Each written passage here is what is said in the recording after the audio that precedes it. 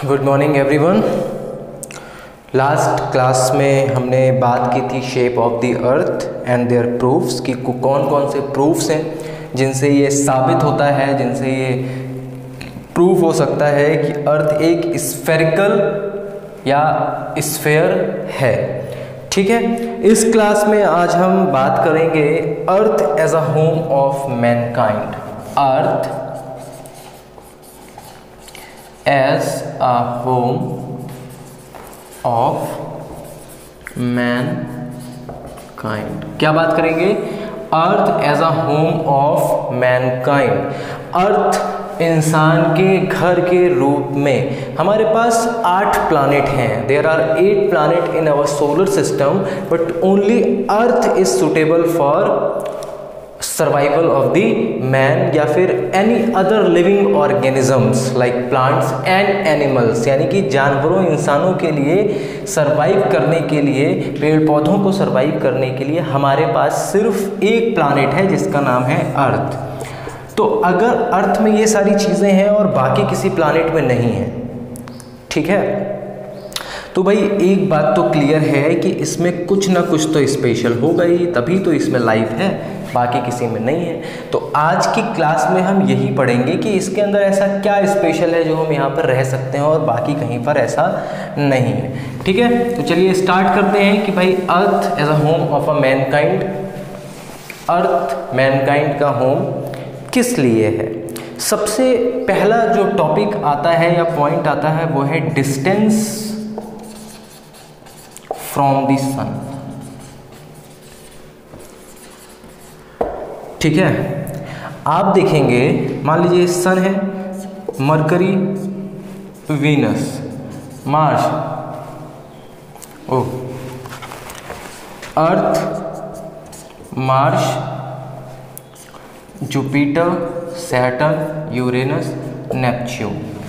ठीक है, we have 8 planets. अब अर्थ हमारी यहाँ पर है। ठीक है, ना तो ये नेपच्यून की तरह बहुत दूर है सन से और ना ही ये मरकरी की तरह बहुत पास है सन से। ठीक है, ये लगभग आप कहेंगे मिडिल में पड़ती है सोलर सिस्टम के। कहाँ पड़ती है? मिडिल में आती है। इसकी जो सिचुएशन है वो middle of the solar system मान सकते हैं हम।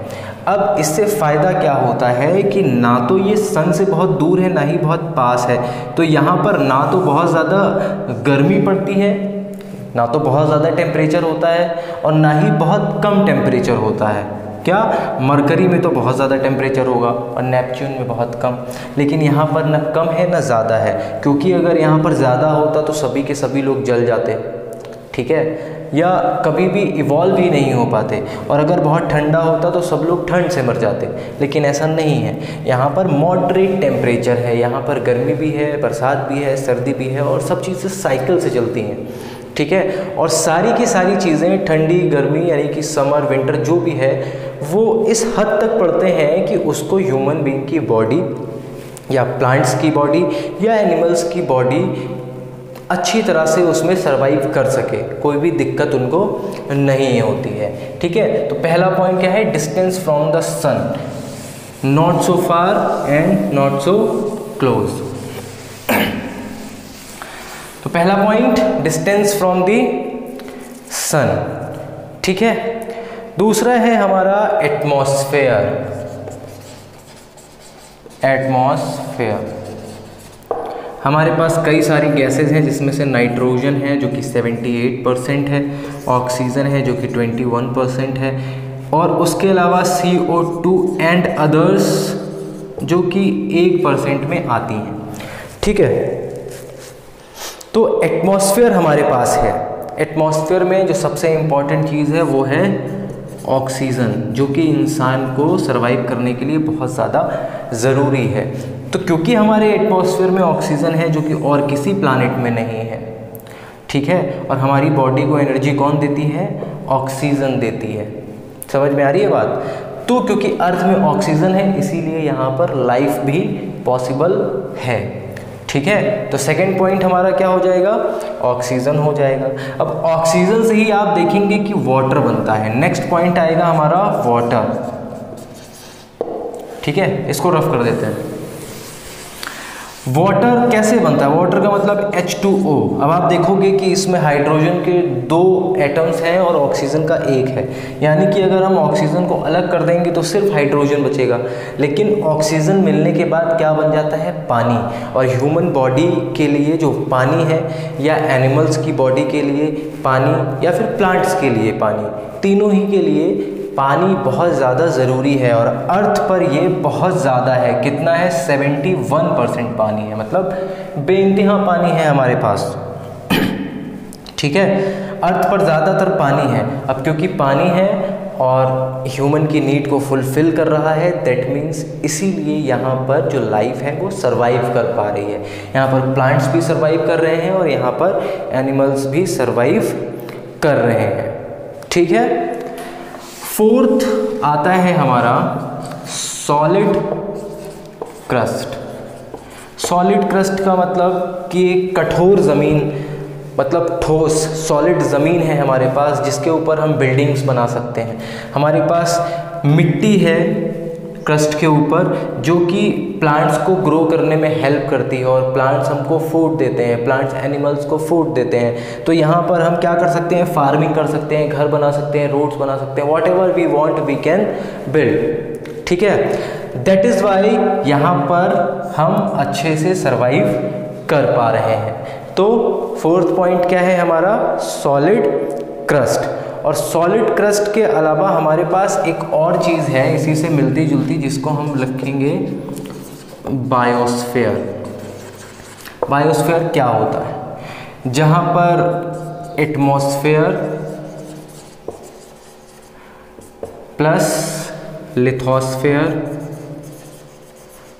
लिथोस्फेयर का मतलब ये क्रस्ट से है जो अभी आपने लास्ट पढ़ा था, प्लस हाइड्रोस्फेयर। एटमॉस्फेयर यानी कि ऑक्सीजन नाइट्रोजन जो आपने पढ़ा था, लिथोस्फेयर यानी कि क्रस्ट, हाइड्रोस्फेयर यानी कि वाटर, ये तीनों ही टॉपिक आप पढ़ चुके हो। इन तीनों को मिलाकर जो चीज़ बनती है उसको हम कहते हैं बायोस्फेयर। अब एटमॉस्फेयर में भी बैक्टीरिया हैं, यानी कि लिविंग ऑर्गेनिज्म है जो कि यहाँ पर आराम से रह रहे हैं। लिथोस्फेयर यानी कि ज़मीन पर भी हम और बहुत सारे जानवर, इंसेक्ट्स, बर्ड्स रह रहे हैं। और हाइड्रोस्फेयर यानी कि पानी में भी कई सारे मरीन लाइफ है, जैसे कि आप मछलियाँ ले लीजिए, ठीक है, फिशेस हो गई, क्रैब्स हो गए, स्नेक्स हो गए। तो इसमें भी लाइफ है, इसमें भी लाइफ है, इसमें भी लाइफ है। इसीलिए ये तीनों जब आपस में मिल जाते हैं, इनका जब ट्रांजिशन हो जाता है, कॉम्बिनेशन बन जाता है, तो इसको हम बायोस्फीयर कहते हैं। ठीक है, तो इन तीनों की वजह से ही अर्थ पर लाइफ एग्जिस्ट करती है। उसके अलावा यहाँ पर एक दो लाइफ गिविंग साइकिल्स भी चलती हैं। ठीक है, 6 लिख लो, लाइफ गिविंग साइकिल्स। कौन कौन सी साइकिल्स हैं? पहला है नाइट्रोजन। ठीक है, अर्थ पर 3 चीजें मिलती हैं। प्रोड्यूसर, ये हमारी फूड चेन में 3 चीजें हैं, प्रोड्यूसर है, कंज्यूमर है एंड डीकम्पोजर। ठीक है, प्रोड्यूसर में हम रखेंगे किसको? प्लांट्स। ठीक है, कंज्यूमर में ह्यूमन है सबसे टॉप पर, और डीकम्पोजर में हम रखेंगे बैक्टीरिया वगैरह को। ठीक है, बैक्टीरिया को। अब इसको आप एक बार देख लीजिए, फिर हम आपको दिखाते हैं कि नाइट्रोजन साइकिल कैसे चलती है। ठीक है, इसको रफ करते हैं। नाइट्रोजन साइकिल हम डिस्कस कर रहे हैं। यहाँ पर मान लीजिए कोई प्लांट लगा हुआ है, ठीक है, या फिर यहाँ पर एक पेड़ भी है, इसी के आसपास घास भी है। अब यहाँ पर है मैन, ठीक है, यहाँ पर एक मान लीजिए कोई बकरी है, कैसे बनाते हैं भाई, कोई बकरी है, ठीक है, यहाँ पर एक शेर है बहुत बड़ा सा, और बाकी फिर सॉइल है, और सॉइल में बहुत सारे बैक्टीरिया वगैरह हैं। ठीक है, ये हमारे प्लांट्स हैं, प्लांट्स यानी कि प्रोड्यूसर हैं। अब देखिए ये जो ह्यूमन है ये क्या कर सकता है, प्लांट को ईट कर सकता है। यहाँ पर जो एक आप बकरी देख रहे हैं, गोट देख रहे हैं, ये भी प्लांट को ईट कर सकती है। यानी कि इस प्लांट से जो नाइट्रोजन मिल रहा है वो इंसान को भी मिल रहा है और इसको भी मिल रहा है, ठीक है। यानी कि प्लांट को ह्यूमन भी खा रहा है और बकरी भी खा रही है।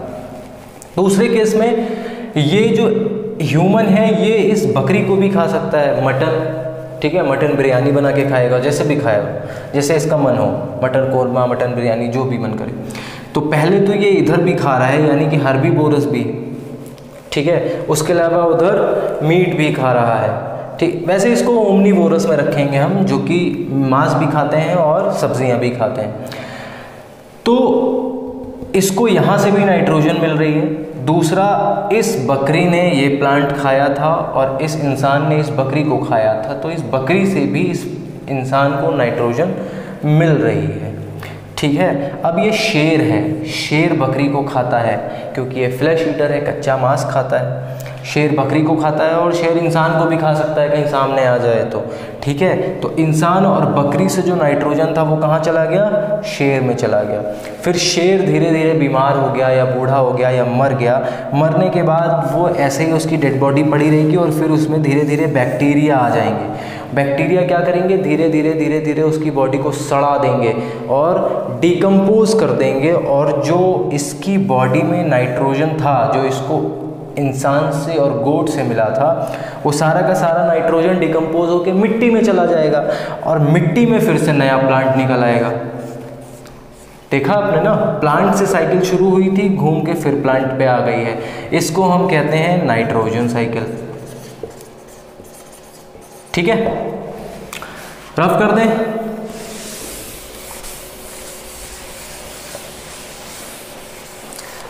लास्ट में, सबसे लास्ट में जो आता है वो आता है हमारा ऑक्सीजन साइकिल। ऑक्सीजन साइकिल यानी कि O2 का साइकिल। यहाँ पर एक तरफ प्लांट्स हैं, ठीक है, और दूसरी तरफ मैन, एनिमल या और भी जो लिविंग ऑर्गेनिज्म है वो सारे के सारे हैं।